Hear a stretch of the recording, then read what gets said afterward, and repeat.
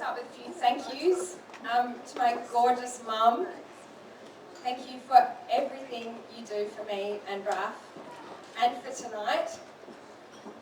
Thank you for everything. You are a wonderful woman. Your kindness, generosity and patience, particularly with me, are out of this world. I am eternally grateful for your practical, emotional and financial support, and I love you lots.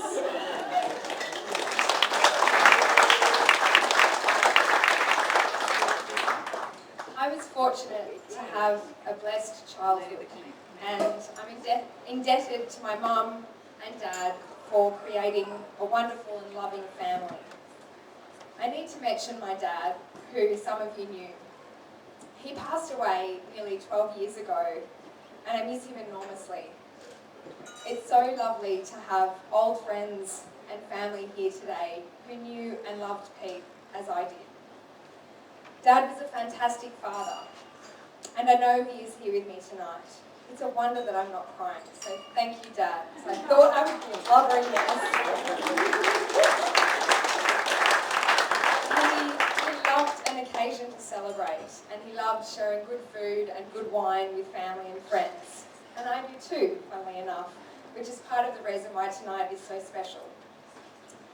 My only sadness is that Dad did not get to meet my husband, Raf. However, I suspect that he would have approved. In fact, I know he would have. Not just because of their common appreciation for AFL.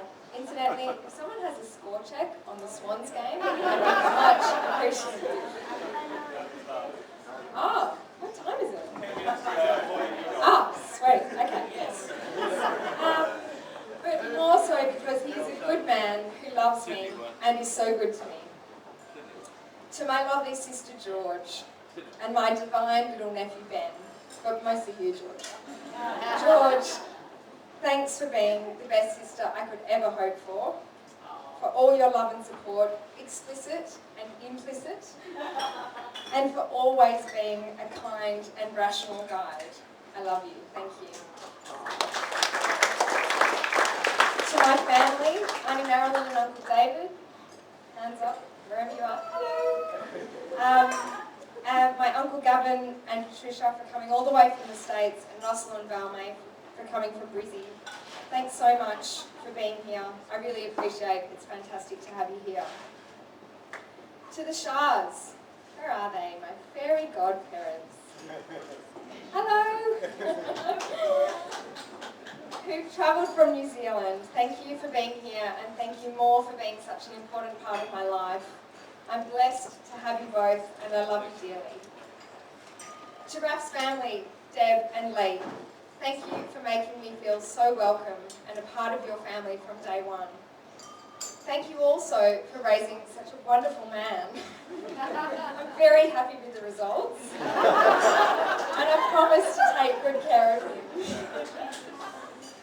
Bianca, I need to single you out for all your help and support, musical and otherwise.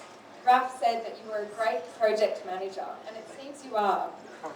Thank you so much for choosing, arranging and playing the beautiful music for our ceremony. It was so lovely and I'll always remember it. Thanks also to Helena and Joseph, the best ring bear we could ever hope for, and a fantastic tambourine player. Thanks, little man. Thanks also to the other Raf. Sorry, that's a bit demeaning.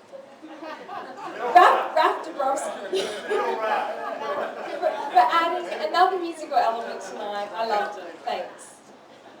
To all my friends, from school, from soccer, from work, you all know who you are. You are so important to me. Thanks for sharing the joy and for being generally wonderful.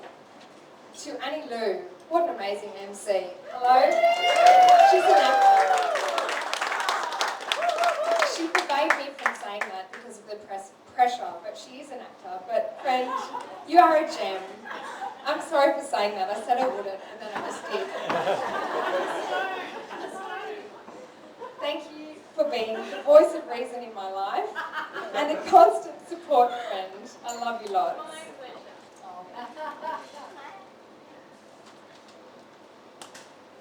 Hashi, Thanks for lending me your bag tonight, as you have done on many previous occasions.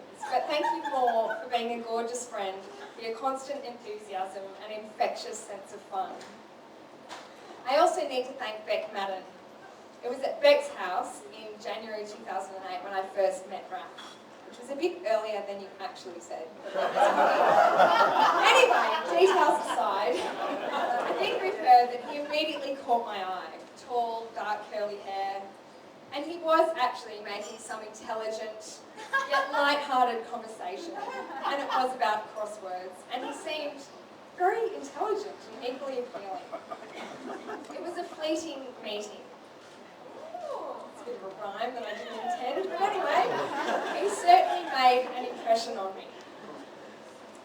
So much so that for the first time in my then 27 years, I initiated contact and asked for his phone number. Such a modern woman, I know. Got the message back, he was flattered but had a girlfriend at the time.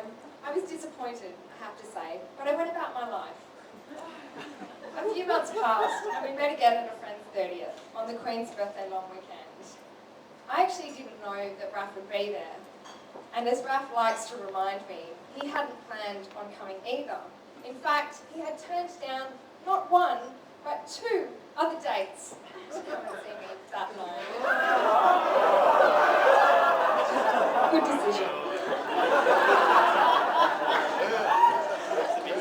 Anyway, a friend came up to me and said, Raph's here, and he doesn't have a girlfriend. At which point, I may have made a beeline to the bathroom and zhushed my hair and reapplied my lip gloss. And then ever so casually ran into him and said, oh, hi, what are you doing? So we sat on the couch at the Bank Hotel in Newtown for pretty much the rest of the night. We talked a lot about life, our fathers, AFL, his baby bombers and my Swannies, travelling, music, movies. It was great, and it still is great. We spent the entire long weekend together in what we now refer to as the Lost Weekend, selecting songs on our iPods and playing them for each other. After that, I think we saw each other for pretty much every day for around the next 4 weeks, and I could not physically wipe the smile off my face, as I'm sure many of my work friends will attest.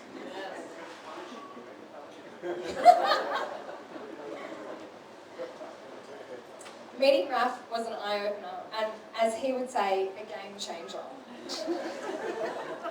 I never realised that it was possible to meet a man who was intelligent, interesting, hilarious, well-mannered, and hot.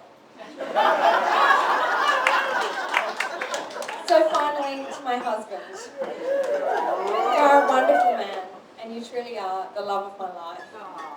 You are hilarious and have the ability to make me laugh, even when I don't want to, which at those moments is highly infuriating, but in the scheme of things is probably a pretty good thing. I love the way you think, and I love your turn of phrase. You are, and your vocabulary, you are intelligent, creative, and kind, and I'm very lucky to have you. With you, I feel constant love and support, and that together we can do anything we want to.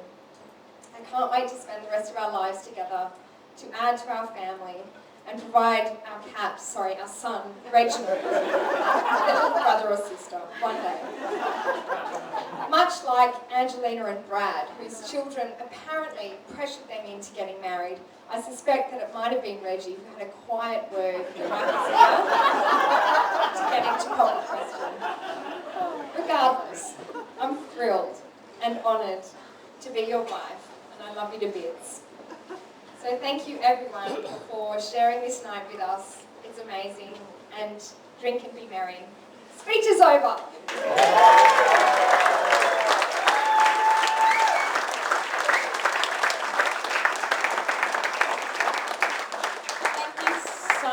That is in fact it, and given how progressive this wedding is, there won't be any more formalities. There won't be official dancing, although hopefully there'll be loads of dancing. And there won't be official cake cutting, although there will be excellent cake. So have a great night, folks. That's all from me and from everyone. Thanks so much for being here.